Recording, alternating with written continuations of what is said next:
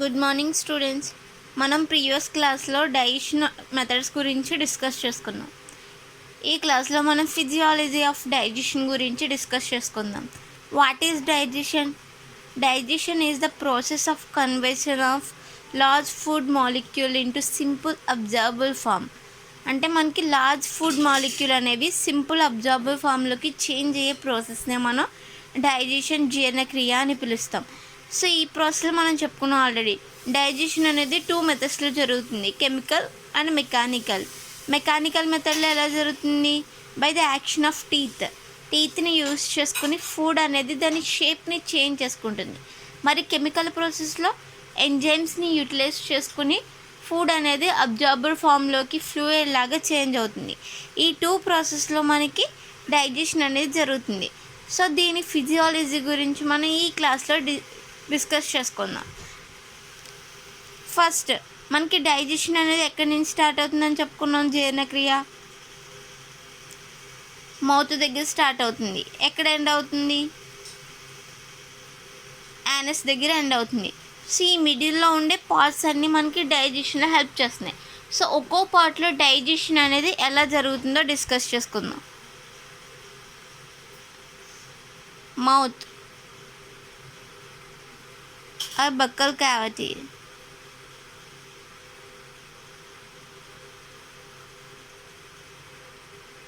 So మౌత్నే buccal cavity అని కూడా పిలుస్తాం మనం.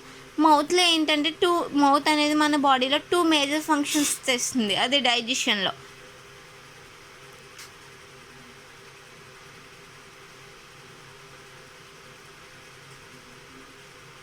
మాస్టికేషన్ ఆఫ్ ఫుడ్,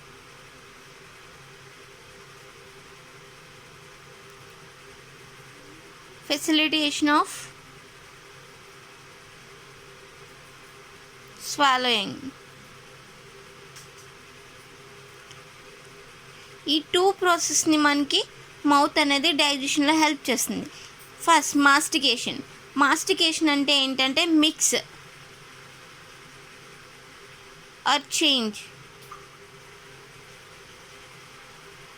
ఏంటంటే మనకి మెయిన్ మౌత్లో మనకి టీత్ అండ్ టంగ్ ఉంటాయి. అవి ఏం చేస్తాయంటే ఫుడ్ని తీసుకున్నప్పుడు దాన్ని మిక్స్ చేయడానికి అండ్ దాన్ని దాని షేప్ని చేంజ్ చేయడానికి అండ్ మౌత్లో సెలైవా రిలీజ్ అవ్వడానికి ఇవి హెల్ప్ చేస్తాయి. సో దీన్ని మాస్టికేషన్ ఆఫ్ ఫుడ్ అని అంట. ఎప్పుడైతే మన మౌత్లో మనం ఫుడ్ తీసుకున్నప్పుడు సెలైవా రిలీజ్ అయిందో అప్పుడు ఫుడ్ అనేది ఎలా అవుతుంది? కొంచెం ఫ్లూయిడ్ కింద చేంజ్ అవుతుంది. సో అలా ఎప్పుడైతే ఫ్లూయిడ్ కింద చేంజ్ అయిందో అప్పుడే అది మిగిలిన బాడీ పార్ట్స్లోకి ట్రావెల్ చేయగలదు. ఈ ప్రాసెస్ని మాస్టికేషన్ అని పిలుస్తాము. అండ్ ఫెసిలేషన్ ఆఫ్ స్వాలోయింగ్ అంటే నమలడం వల్ల కూడా మనకి ఫుడ్ షేప్ అనేది చేంజ్ అవుతుంది. సో ఎప్పుడైతే మనం లూబ్రికేట్ చేస్తామో అంటే మన టీత్ని యూజ్ చేసి గ్రైండ్ చేస్తామో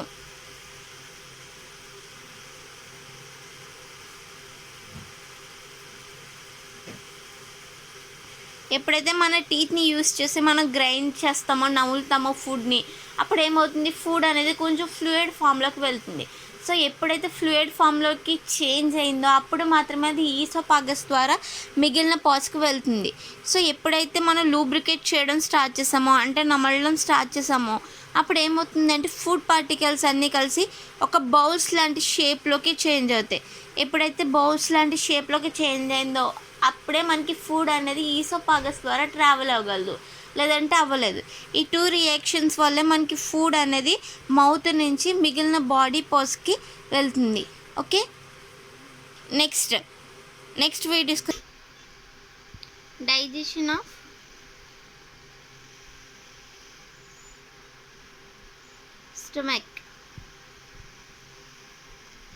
స్టమక్లో డైజెషన్ అనేది ఎలా జరుగుతుందో. స్టమక్లో మెయిన్ ఏంటంటే మనకి ఫుడ్ అనేది మనం తీసుకున్న ఫుడ్ అనేది ఎప్పుడైతే మౌత్ ద్వారా తీసుకున్నప్పుడు స్టమక్లో 4 to 5 hours స్టోర్ అయి ఉంటుంది.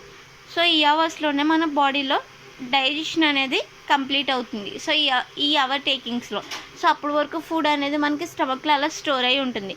ఫుడ్ ఎప్పుడైతే టోటల్గా డైజెషన్ అయిందో అప్పుడు మన బాడీ పార్ట్స్ అనేవి దాన్ని యూటిలైజ్ చేసుకుంటాయి.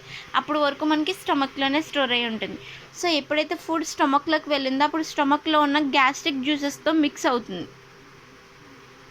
లైక్ HCl కావచ్చు, ఇంకా ఫుడ్ని డైజెస్ట్ చేయడానికి యూటిలైజ్ అయ్యే ఎంజైమ్స్ వాటితో ఏమవుతుందంటే మిక్స్ అవుతుంది. సో ఇలా ఎప్పుడైతే మిక్స్ అయిందో అప్పుడు ఏమవుతుందంటే ఆ మిక్సింగ్ ప్రాసెస్లో ఒక ఎంజైమ్ అనేది రిలీజ్ జరుగుతుంది. అదే హెచ్సిఎల్ రిలీజ్ అవుతుంది. హెచ్సిఎల్ రిలీజ్ అవడంతో పాటు ఏమవుతుందంటే ఫుడ్కి ఒక మూమెంట్ అనేది వస్తుంది. సో ఈ మూమెంట్ అనేది ఎలా వస్తుందంటే ఫుడ్ ఎప్పుడైతే ట్రావెల్ అవుతుందో బౌల్స్ రూపంలో ట్రావెల్ అవుతుందని చెప్పుకున్నాం. ఈ బౌల్స్ రూపంలో ట్రావెల్ అవ్వడం వల్ల మజిల్ వాల్స్ అనేవి లూబ్రికేట్ అవుతాయి. అంటే ఒక ఎక్సర్సైజ్లా రిలాక్స్ అండ్ కన్స్ట్రక్షన్ స్టేజ్కి వెళ్తూ ఉంటాయి. సో అది లూబ్రికేట్ అవ్వడం వల్ల ఏమవుతుందంటే మజిల్స్లో ఒక ప్రొనౌన్సియేషన్ అనేది వస్తూ ఉంటుంది. సో అప్పుడు ఏమవుతుందంటే ఒక టెంపరేచర్ అనేది ప్రొడ్యూస్ అవుతూ ఉంటుంది మన బాడీలో. సో ఎప్పుడైతే ఈ మూమెంట్ అలా జరుగుతూ ఉంటుందో అప్పుడు ఫుడ్ అనేది వాల్స్లో అంటే స్టమక్ వాల్స్లో ట్రావెల్ అవుతూ ఉంటుంది. ఈ ప్రాసెస్ని మనం కైమ్ అని పిలుస్తాం. ఎప్పుడైతే ఫుడ్ అనేది స్టమక్లో వెళ్ళిందో స్టమక్లో వలన వాల్స్ ద్వారా లూబ్రికేట్ అవుతూ షేప్ అనేది చేంజ్ అవుతూ మూమెంట్ అవుతూ ఉంటుంది. ఈ ప్రాసెస్ని మనం కైమ్ అని అంటాం. ఇంకా మన బాడీలో ఉండే స్టమక్లో ఉండే హెచ్సిఎల్ అనేది చాలా హెల్ప్ చేస్తుంది. లైక్ మనకి స్టమక్లో చాలా ఎంజైమ్స్ అనేవి రిలీజ్ అవుతాయి. అవన్నీ ఇన్యాక్టివ్ స్టేజ్లో ఉంటాయి. ఎప్పుడైతే హెచ్సిఎల్ అనేది రిలీజ్ అయిందో అది యాక్టివ్ స్టేజ్లోకి చేంజ్ చేస్తుంది వాటిని. లైక్ ఫర్ ఎగ్జాంపుల్ చెప్పుకోవాలనుకోండి, మనం ఫుడ్ ఏదైనా తీసుకున్నప్పుడు ప్రోరెనిన్ అనే ఒక ఎంజైమ్ అనేది రిలీజ్ అవుతుంది. సో ఇది ఇన్యాక్టివ్ స్టేజ్ దీనికి, అంటే ఇది ఏ రియాక్షన్ని జరపలేదు ఈ స్టేజ్లో ఉన్నప్పుడు. ఎప్పుడైతే మన స్టమక్లో హెచ్సిఎల్ రిలీజ్ అయిందో ఆ హెచ్సిఎల్ అనేది దీంతో బాండింగ్ని ఫామ్ చేసుకొని దాన్ని రెనిన్ కింద చేంజ్ చేస్తుంది. ఇది యాక్టివ్ స్టేజ్ దీంట్లో. సో ఇలాగా దీంట్లో ఉండే ఎంజైమ్స్ని ఏవైతే ఇన్యాక్టివ్ స్టేజ్లో ఉన్నాయో అవి యాక్టివ్ స్టేజ్లోకి చేసి అవి వర్క్ అయ్యేలా చేయగలదు. ఇవి ఇంకా ఏంటంటే మనకి స్టమక్లో బైకార్బోనేట్స్ అనేవి రిలీజ్ అవుతాయి. మన స్టమక్ వాల్స్ అనేవి రిలీజ్ చేస్తాయి అండ్ మ్యూకస్ కూడా ప్రజెంట్ అయి ఉంటుంది. ఈ బైకార్బోనేట్స్ ఏం చేస్తాయంటే ఎప్పుడైనా సరే హెచ్సిఎల్ లెవెల్ అనేది ఎక్కువైంది అనుకోండి, ఎక్కువగా రిలీజ్ అయిపోయింది అనుకోండి, హెచ్సిఎల్ అనేది ఒక యాసిడ్ అంటే ఎసిడిక్ నేచర్ అని ఉంటుంది. ఈ ఎసిడిక్ నేచర్ అనేది మన బాడీ వాల్స్కి అంత మంచిది కాదు. సో ఎప్పుడైనా మన బాడీలో హెచ్సిఎల్ లెవెల్ అనేది కాన్సన్ట్రేషన్ అనేది ఎక్కువైంది అనుకోండి, అలాంటి టైంలో ఏం చేస్తుందంటే బైకార్బోనేట్ అనేది హై లెవెల్లో రిలీజ్ అవుతుంది. ఇది బేస్ అండ్ ఇది ఒక బఫర్లా హెల్ప్ చేస్తుంది. సో ఎలా హెల్ప్ చేస్తుందంటే ఎసిడిక్ నేచర్ వల్ల మన స్టమక్ వాల్కి ఏమీ అవ్వకుండా ఎటువంటి డ్యామేజ్ అవ్వకుండా ఇది ప్రొటెక్ట్ చేస్తూ ఉంటాయి బైకార్బోనేట్స్. అండ్ బైకార్బోనేట్స్ అనేవి మ్యూకస్తో మిక్స్ అయ్యి ఒక ఫిజికల్ బ్యారియర్ని కూడా ఫామ్ చేస్తుంది.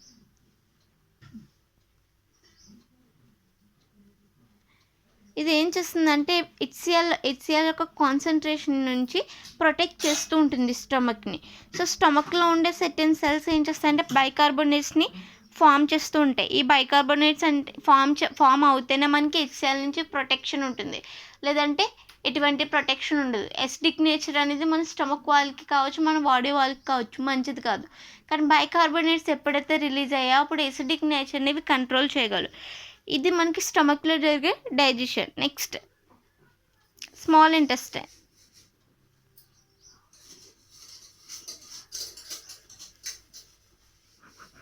డైజెషన్ అనేది స్మాల్ ఇంటెస్టైన్లో ఎలా జరుగుతుంది మనకి ఏంటంటే ఎప్పుడైతే స్టమక్లోకి ఫుడ్ వెళ్ళిందో మనకి స్టమక్లో 2 parts అనేవి ప్రజెంట్ అయి ఉంటాయి, large intestine and large intestine. ఇంకా ఏంటంటే మనకి స్మాల్ ఇంటెస్టైన్లోనే ఎక్కువ ఫుడ్ అనేది డైజెస్ట్ అనేది అవుతుంది. అండ్ ఇంకా ఇక్కడ హెచ్సిఎల్ రిలీజ్ అవుతుంది. ఫుడ్ అనేది ఎప్పుడైతే హెచ్సిఎల్తో అంటే మ్యూకస్తో మిక్స్ అవుతుందో అప్పుడు దాని పెరిస్టాటిక్ మూమెంట్ వల్ల అంటే మజిల్స్ మూమెంట్ వల్ల దాని షేప్ని చేంజ్ చేసుకుంటూ స్మాల్ ఇంటెస్టైన్లోకి ట్రావెల్ అవుతుంది. ఎప్పుడైతే స్మాల్ ఇంటెస్టైన్లోకి వెళ్ళిందో అప్పుడు బైల్ జ్యూస్తో మిక్స్ అవుతుంది. ఈ బైల్ జ్యూస్తో చాలా ఎంజైమ్స్ ప్రజెంట్ అయి ఉంటాయి. ఈ ఎంజైమ్స్ ఏం చేస్తాయంటే మనం తీసుకున్న ఫుడ్లో ఉండే ప్రోటీన్స్ని, ఫ్యాట్స్ని, కార్బోహైడ్రేట్స్ని డైజెస్ట్ చేయడానికి హెల్ప్ చేస్తాయి. లైక్ మనం తీసుకునే ఫుడ్లో ప్రోటీన్స్ ఎక్కువ ఉన్నాయనుకోండి,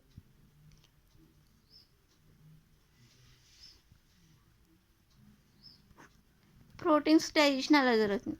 మనకి మన స్టమక్లో ప్రోటీన్స్ అనేవి డైజెస్ట్ అవ్వాలంటే ఒక ఎంజైమ్ హెల్ప్ చేస్తుంది.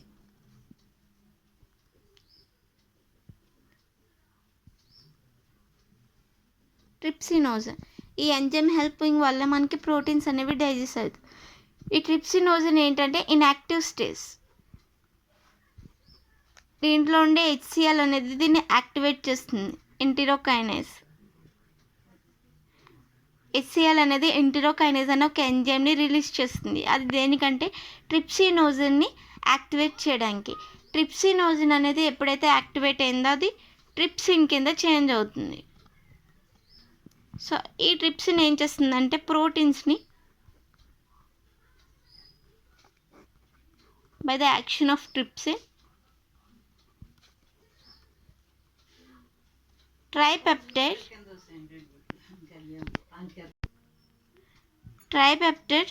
అండ్ డైపెప్టైడ్ కింద చేంజ్ చేస్తుంది. ఈ డైపెప్టైడ్ అనేది మళ్ళా ట్రిప్సిన్ యూస్ చేసుకుని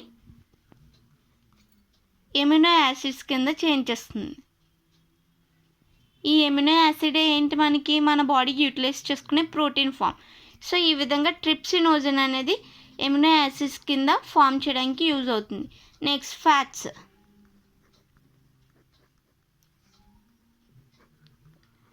ఫ్యాట్స్ అనేవి ఏమవుతాయంటే డైగ్లిజరైడ్స్ అండ్ మోనోగ్లిజరైడ్స్ కింద చేంజ్ అవుతాయి. నెక్స్ట్ మోనోగ్లిజరైడ్ ఏమవుతుందంటే ఎంజైమ్స్ని యూజ్ చేసుకుని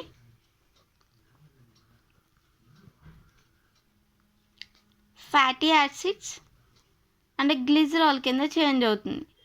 ఈ గ్లిజరాల్ ఫామ్నే మన బాడీ యూటిలైజ్ చేసుకునే fats form. Next carbohydrates.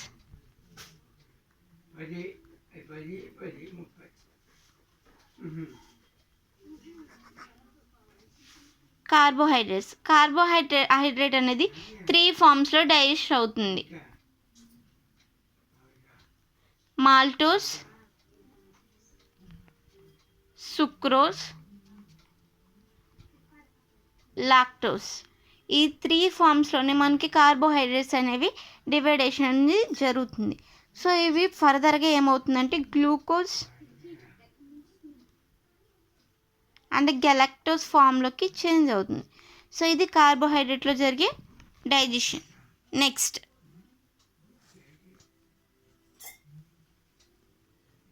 Nucleic acids. Nucleic acids అనేవి ఎలా డైజెస్ట్ అవుతాయంటే న్యూక్లియోసైడ్స్ అండ్ పాస్పేట్స్ కింద డివైడేషన్ అనేది జరుగుతుంది. ఇవి ఫర్దర్గా మనకి షుగర్స్ కింద చేంజ్ అవుతుంది. ఈ షుగర్స్ ఎలక్ట్రోలైట్స్ మన బాడీలో ఉండే వీటిని మన బాడీ యూటిలైజ్ చేసుకునే ఫామ్. ఓకే, ఈ విధంగా మనకి స్మాల్ ఇంటెస్టైన్లో డైజెషన్ అనేది జరుగుతుంది. ఇది ఫిజియాలజీ ఆఫ్ డైజెషన్. ఇప్పుడు అబ్జర్ప్షన్ గురించి డిస్కస్ చేసుకుందాం. అబ్జర్ప్షన్ మన బాడీలో ఎప్పుడైతే డైజెషన్ అనేది కంప్లీట్ అయిందో అప్పుడు అందులో ఉన్న ఫుడ్ అనేది మన బాడీలోకి అబ్జర్ప్షన్ జరుగుతుంది. సో ఎప్పుడైతే కెమికల్ డైజెషన్ అనేది కంప్లీట్ అయిందో అప్పుడు మాత్రమే బాడీ వాల్స్ అనేవి ఫుడ్ని అబ్జర్వ్ చేసుకుని ఏ బాడీ పార్ట్ దగ్గర అయితే ఫుడ్ మాలిక్యూల్ అవసరం ఉందో అక్కడికి దాన్ని పాస్ అవుట్ చేస్తుంది. బ్లడ్ ద్వారా అండ్ మన బాడీలో ఉండే లింఫ్ ద్వారా మొత్తం బాడీ అంతా మనం తీసుకున్న ఫుడ్ మాలిక్యూల్ అనేవి సప్లై అవుతూ ఉంటాయి. సో ఎప్పుడైతే సింపుల్ ఫామ్లోకి అంటే ఫ్లూయిడ్ ఫామ్లోకి చేంజ్ అయిందో అప్పుడు మాత్రమే ఫుడ్ మాలిక్యూల్ మన బాడీ అంతా ట్రాన్స్పోర్ట్ అవుతూ ఉంటుంది. ఈ అబ్జర్ప్షన్ ప్రాసెస్లో ఏంటంటే డైజెస్ట్ అయిన ప్రొడక్ట్స్ అనేవి ట్రాన్స్పోర్ట్ అవ్వడానికి బ్లడ్ లేదా లింఫ్ ఈ రెండిట్లో ఏదో ఒకటి హెల్ప్ చేస్తూ ఉంటుంది. అంటే మ్యూకస్ మెంబ్రెయిన్ కూడా హెల్ప్ చేస్తుంది దాన్ని అబ్జర్వ్ చేసుకోవడానికి. ఎప్పుడైతే బ్లడ్ లేదా లింఫ్ అనేది ఆ ఫుడ్ మాలిక్యూల్ని తీసుకువెళ్ళిందో ఆ బాడీ పార్ట్ దగ్గర ఉన్న మ్యూకస్ అనేది ఆ ఫుడ్ని డైజెస్ట్ అయిన ఫుడ్ మాలిక్యూల్ని అబ్జర్వ్ చేసుకుంటూ ఉంటుంది.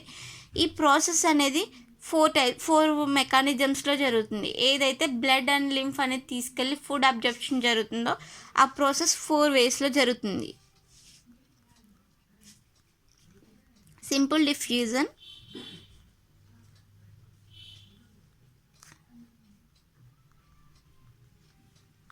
యాక్టివ్ ట్రాన్స్పోర్ట్,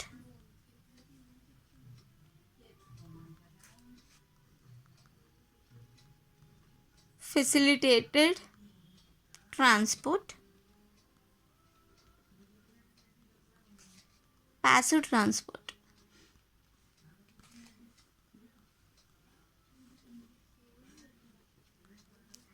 ఈ 4 మెకానిజమ్స్ని యూటిలైజ్ చేసుకుని ఫుడ్ అనేది మన బాడీ పార్ట్స్లోకి ట్రావెల్ అయ్యి మన బాడీ యూటిలైజ్ చేసుకునేలా చేస్తుంది.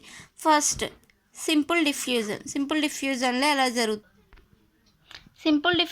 ఎలా జరుగుతుందంటే ఎప్పుడైతే మనం ఫుడ్ తీసుకున్నామో అది డైజెస్ట్ అయ్యి డిఫ్యూజ్ అయిందో మన బాడీలో ఎక్కడైతే లో కాన్సన్ట్రేషన్ అంటే ఇది హై కాన్సన్ట్రేషన్ నుంచి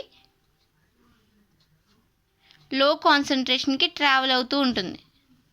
హై టు లో ఎప్పుడైతే మనం ఫుడ్ని తీసుకున్నామో అది మొత్తం డైజెస్ట్ అయిన తర్వాత మన స్టమక్లో ఫుడ్ అనేది ఎలా ఉంటుంది, ఇప్పుడు హై కాన్సన్ట్రేషన్లో ఉంటుంది. మన బాడీ వాల్స్లో ఫుడ్ అనేది లో కాన్సన్ట్రేషన్లో ఉంటుంది. సో ఎప్పుడైతే మన బాడీలో కాన్సన్ట్రేషన్ అంటే ఫుడ్ కాన్సన్ట్రేషన్ అనేది తగ్గిందో మన బాడీలో డైజెస్ట్ అయిన ఫుడ్ ఏమవుతుందంటే స్టమక్ నుంచి డైరెక్ట్గా బ్లడ్ ద్వారా ట్రాన్స్పోర్ట్ అయిపోతుంది. లైక్ మీ బాడీలో ఎనర్జీ లెవెల్స్ చాలా తక్కువగా ఉన్నాయనుకోండి, ఫర్ ఎగ్జాంపుల్గా ఎనర్జీ అనేది మనకి కార్బోహైడ్రేట్స్ని తీసుకోవడం వల్ల ఎనర్జీ వస్తుంది. మీరు కార్బోహైడ్రేట్స్ తీసుకున్నారు, అది మీ బాడీలో స్టమక్లో డైజెస్ట్ అనేది అయిపోయింది. సో డైజెస్ట్ అయిన కార్బోహైడ్రేట్ అనేది మోనోసాకరైడ్స్ అంటే గ్లూకోజ్ ఫామ్లోకి చేంజ్ అయింది. ఆ గ్లూకోజ్ ఫామ్లోకి చేంజ్ అయిన తర్వాత మీ బ్లడ్ అనేది లింఫ్ దాన్ని తీసుకుని వెళ్ళాలి. సో మీ బాడీ పార్ట్లో ఏ పార్ట్లో అయితే బాగా అవసరం ఉందో ఈ కార్బోహైడ్రేట్స్ అంటే ఈ మోనోసాకరైడ్ని అక్కడికి ఏం చేస్తుందంటే ఈ సింపుల్ డిఫ్యూజన్ మెథడ్ ద్వారా ఫాస్ట్గా ట్రావెల్ అవుతుంది. అంటే ఇక్కడ హై కాన్సన్ట్రేషన్ ఇప్పుడు మీ స్టమక్లో ఫుల్ డైజెషన్ అయిపోయిన తర్వాత మీ బాడీ వాల్స్తో పోలిస్తే మీ స్టమక్లో ఇది హై కాన్సన్ట్రేషన్లో ఉంటుంది గ్లూకోజ్ అనేది. సో గ్లూకోజ్ అప్పుడు ఏమవుతుందంటే హై కాన్సన్ట్రేషన్ నుంచి లో కాన్సన్ట్రేషన్కి ట్రావెల్ అవుతుంది. సో ఈ ప్రాసెస్లో సింపుల్ డిఫ్యూజన్లో ఫుడ్ అనేది ట్రావెల్ అవుతుంది. ఎక్కడైతే నీడ్ అంటే ఎక్కువ ఫుడ్ మాలిక్యూల్ నీడ్ ఉందో అక్కడికి ట్రాన్స్పోర్ట్ అనేది జరుగుతూ ఉంటుంది. నెక్స్ట్ యాక్టివ్ ట్రాన్స్పోర్ట్లో ఏమవుతుందంటే లో కాన్సన్ట్రేషన్ నుంచి హై కాన్సన్ట్రేషన్కి ట్రావెల్ అవుతుంది. సింపుల్ డిఫ్యూజన్లో ఎలా అవుతుంది, హై టు లోకి ట్రాన్స్పోర్ట్ అవుతుంది. బట్ యాక్టివ్లో ఏంటంటే లో నుంచి హైకి ట్రాన్స్పోర్ట్ అవుతుంది. అది ఎలా అవుతుంది, ఏవైతే ఫుడ్ మాలిక్యూల్ అనేది యాక్టివ్ ట్రాన్స్పోర్ట్లో అబ్జర్ప్షన్ అనేది జరిగిందో అంటే లో లెవెల్లో ఉన్న చోటుకి హై లెవెల్ నుంచి ఫుడ్ మాలిక్యూల్ అనేది వెళ్ళాయి. సో అక్కడ మొత్తం ఫుడ్ మాలిక్యూల్ అనేది యూటిలైజేషన్ జరగలేదు అనుకోండి, కొన్ని ఫుడ్ మాలిక్యూల్స్ అనేవి మిగిలిపోయాయి. సో అప్పుడేమవుతుందంటే యాక్టివ్ ట్రాన్స్పోర్ట్ అనేది స్టార్ట్ అవుతుంది. సో ఈ యాక్టివ్ ట్రాన్స్పోర్ట్ వల్ల ఏమవుతుందంటే లో టు హై అంటే ఎక్కువ ఉన్న చోటు నుంచి తక్కువ చోటుకి వస్తుంది. ఇప్పుడు అంటే స్టమక్లో ఉన్న మొత్తం ఫుడ్ మాలిక్యూల్ అంతా సింపుల్ డిఫ్యూజన్ ద్వారా బాడీ పార్ట్లోకి వెళ్ళిపోయింది. అక్కడ యూటిలైజేషన్ జరిగిపోయింది. అయినా సరే అక్కడ ఇంకా ఫుడ్ మాలిక్యూల్స్ ఉండిపోయాయి. ఇప్పుడు స్టమక్లో ఫుడ్ మాలిక్యూల్స్ అనేవి తక్కువగా ఉన్నాయి. సో అక్కడ స్టోరింగ్ అనేది అవసరం ఇప్పుడు స్టమక్లో. సో ఈ టైంలో ఏమవుతుందంటే యాక్టివ్ ట్రాన్స్పోర్ట్ స్టార్ట్ అయ్యి మీ బాడీ పార్ట్స్లో ఉన్న ఫుడ్ మాలిక్యూల్ని హై లెవెల్కి పంపించేస్తాయి. అంటే లో కాన్సన్ట్రేషన్ టు హై కాన్సన్ట్రేషన్కి పంపించేస్తూ ఉంటాయి, అంటే స్టోర్ చేయడానికి. ఇది active transport. Next facilitated transport. దీంట్లో ఏం జరుగుతుందంటే మన బాడీలో మనం తీసుకున్న ఫుడ్లో ఏంటంటే ఎలక్ట్రోలైట్స్ అనేవి ప్రజెంట్ అయి ఉంటాయి. అండ్ ఇంకా ఎలక్ట్రోలైట్స్తో పాటు కొన్ని ఎమినో యాసిడ్స్ కూడా ప్రజెంట్ అయి ఉంటాయి. ఇవి కూడా మన బాడీకి అవసరం. సో ఈ ట్రాన్స్పోర్ట్లో ఏమవుతుందంటే కొన్ని ప్రోటీన్స్ని క్యారియర్స్ కింద కొన్ని ప్రోటీన్స్ మాలిక్యూల్ని యూటిలైజ్ చేసుకుని మన బాడీలో ఎక్కడైతే ఎలక్ట్రోలైట్స్ అండ్ ఎమినో యాసిడ్స్ యొక్క హెల్ప్ కావాలో అక్కడికి ఇవి ట్రాన్స్పోర్ట్ అయ్యేలా ఈ ఫెసిలిటేటెడ్ ట్రాన్స్పోర్ట్ అనేది చేస్తుంది. సో ఎక్కడైతే వాటి నీడ్ ఉందో అక్కడికి మాత్రం వాటిని పంపిస్తూ ఉంటుంది. ఓకే. ప్యాసివ్ ట్రాన్స్పోర్ట్ అనేది last transport and most important transport. దీంట్లో ఏం జరుగుతుంది, ప్యాసివ్ ట్రాన్స్పోర్ట్లో ఏమవుతుందంటే ఫుడ్ అనేది కంప్లీట్గా డైజెషన్ అయిపోయిన తర్వాత ఎక్కడైతే ఎనర్జీ రిక్వైర్మెంట్ ఉందో అక్కడికి అది ట్రాన్స్పోర్ట్ అయ్యేలా చేయగలదు. ఇంకా ఏంటంటే కొన్ని మాలిక్యూల్స్ లైక్ ప్రోటీన్స్, ఫ్యాట్స్ వంటి మాలిక్యూల్స్ ఏంటంటే బ్లడ్ అండ్ లింఫ్ ద్వారా ట్రావెల్ అవ్వలేవు, ఎందుకంటే అవి లార్జ్ మాలిక్యూల్. సో వాటిని ఏం చేయగలుగుతుందంటే అబ్జార్బర్ ఫామ్లోకి ఇవి చేంజ్ చేయగలదు. అంటే డైజెషన్ అనేది కంప్లీట్ అవుతుంది, బట్ ఇంకా ఏంటంటే అవి మన బ్లడ్ అండ్ లింఫ్ అనేది వాటిని మన బాడీ పార్ట్స్లోకి ట్రావెల్ చేయలేదు. సో అప్పుడు ఏం చేస్తుందంటే ఇది చిన్న చిన్న మాలిక్యూల్స్లోగా ఫామ్ చేస్తుంది. లైక్ గ్లిజరైడ్స్, ఫ్యాట్స్ అనేవి గ్లిజరాయిడ్స్ కింద చేంజ్ అయిపోయాయి. ఆ గ్లిజరాయిడ్స్ని కూడా మనకి ఇది బాడీలోకి ట్రావెల్ చేయించలేదు. సో ఆ గ్లిజరైల్స్ని ఏం చేస్తుందంటే మిసెలే కాంపోనెంట్స్ కింద చేంజ్ చేస్తుంది. ఇది స్మాల్ కాంపోనెంట్స్ అంటే చిన్న ఆయిల్ డ్రాప్లెట్ లాంటి కాంపోనెంట్స్. ఈ డ్రాప్లెట్స్ని ఏం చేస్తుందంటే మన బాడీలో ఉన్న బ్లడ్ అండ్ లింఫ్ అనేది అబ్జర్వ్ చేసుకోగలదు. సో ఈ గ్లిజరాయిడ్స్ని మన బాడీ యూస్ చేసుకోలేకపోతుంది అండ్ అబ్జర్వ్ చేసుకోలేకపోతుంది. అలాంటి టైంలో ఏం చేస్తుందంటే ఈ మిసెల్ సెల్స్ని డ్రాప్లెట్ సెల్స్ని ఇది ఫామ్ చేస్తుంది. సో అప్పుడు బ్లడ్ అండ్ లింఫ్ అనేది ఏం చేస్తుందంటే ఆ మిసెల్ సెల్స్ని అబ్జర్వ్ చేసుకుని మన బాడీలో మొత్తం ఏ పార్ట్కి అయితే అది అవసరం ఉందో అక్కడికి పంపిస్తుంది. అలాగే ప్రోటీన్స్ని గ్లోబ్యులిన్స్ కింద మైక్రోస్ కింద చేంజ్ చేసి మన బాడీ యూటిలైజ్ చేసేలా చేస్తుంది. సో ఇది ఓన్లీ ప్యాసివ్ ట్రాన్స్పోర్ట్ మాత్రమే చేయగలదు. సింపుల్ ఫామ్లోకి చేంజ్ చేసి మన బాడీ యూటిలైజ్ చేసుకునే ఫామ్లోకి దాన్ని చేంజ్ చేయగలదు. దీన్ని ఎసిమిలేషన్ అని పిలుస్తారు.